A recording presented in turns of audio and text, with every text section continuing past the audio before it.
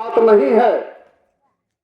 पूरे झारखंड के लोग सहारा इंडिया, एपी लाइन, साई प्रकाश, बेड़ो बैंक, पांच वेलफेयर सहित विभिन्न तरह के नॉन बैंकिंग कंपनियों में अपना पेट काट काट करके, कोई धान बेच करके, कोई भाटा खर्च करके, कोई मजदूरी करके, कोई मेहनत और किसानी का काम करके पैसा जमा किए।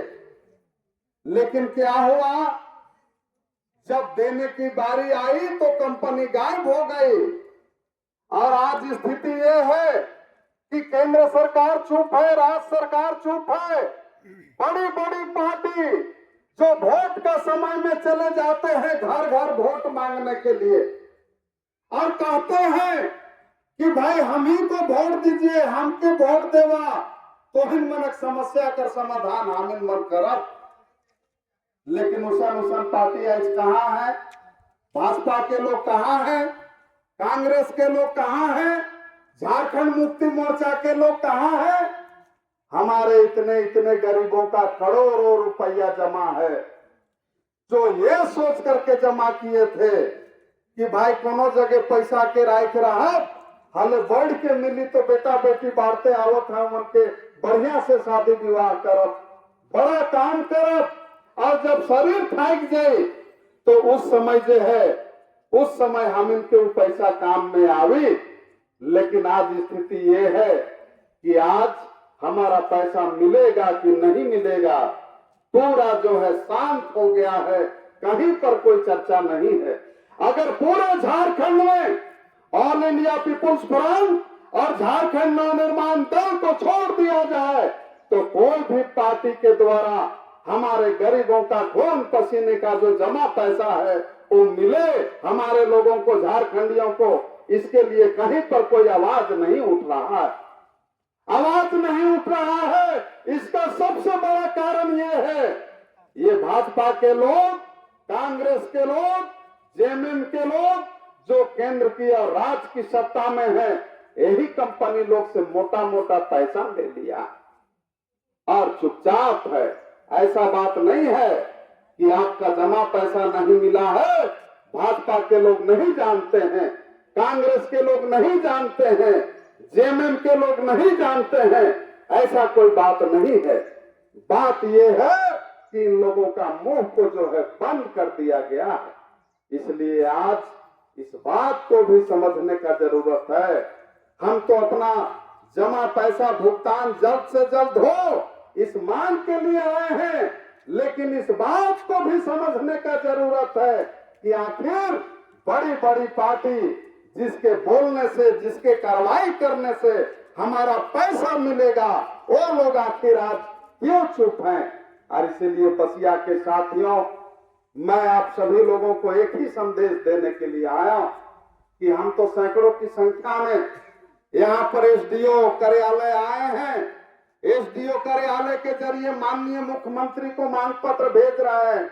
हम ये कह रहे हैं कि जितना जल्द हो सके आप 2019 में जो संसद से पारित हुआ बर्ड्स कानून उसको लागू कीजिए और यहाँ के गरीबों को, यहाँ के मजदूरों को, यहाँ के किसानों को, यहाँ के हमारे लोग जो अपना पेट काट काट करके पैसा जमा किए कि भाई कोनो जगह जमा कर रह भले हम इनके कहियो ले बढ़ के मिली तो हम इनकर काम में आए पैसा, वो पैसा नहीं मिल रहा है।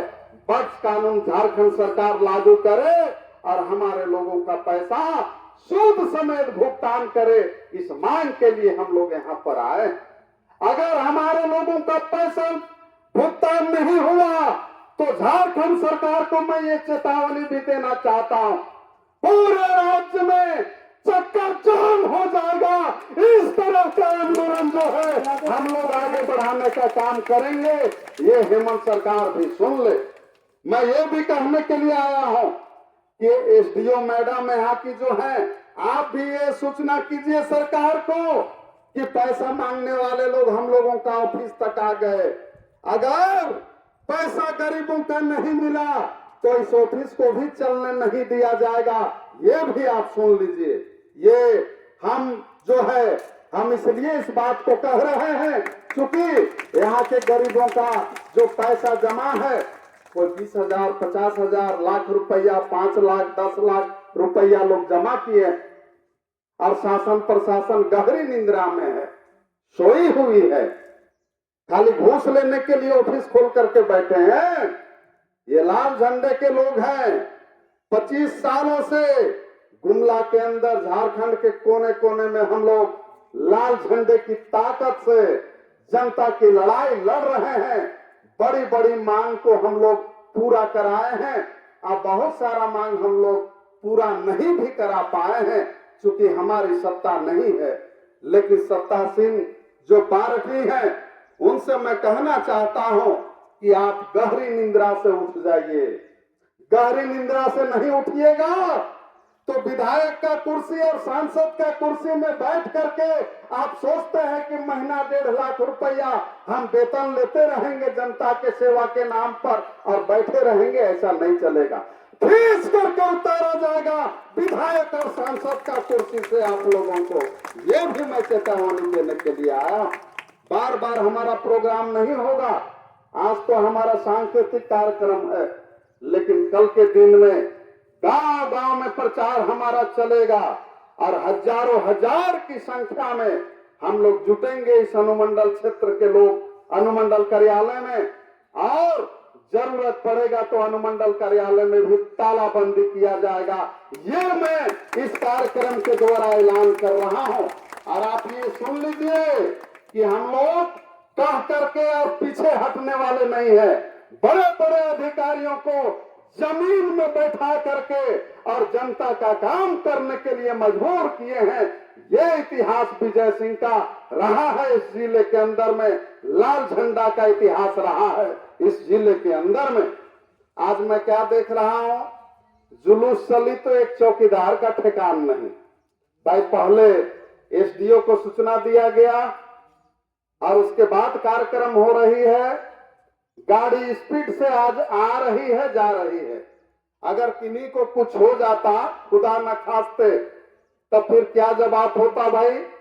हमारा कहना है कि चोर मंत्री नेता लोग आता है तो आगे और पीछे फोर्स चलता, और जब आम लोग गरीब लोग अपना हक के लिए आए हैं, एक चौकीदार का ठिकान नहीं।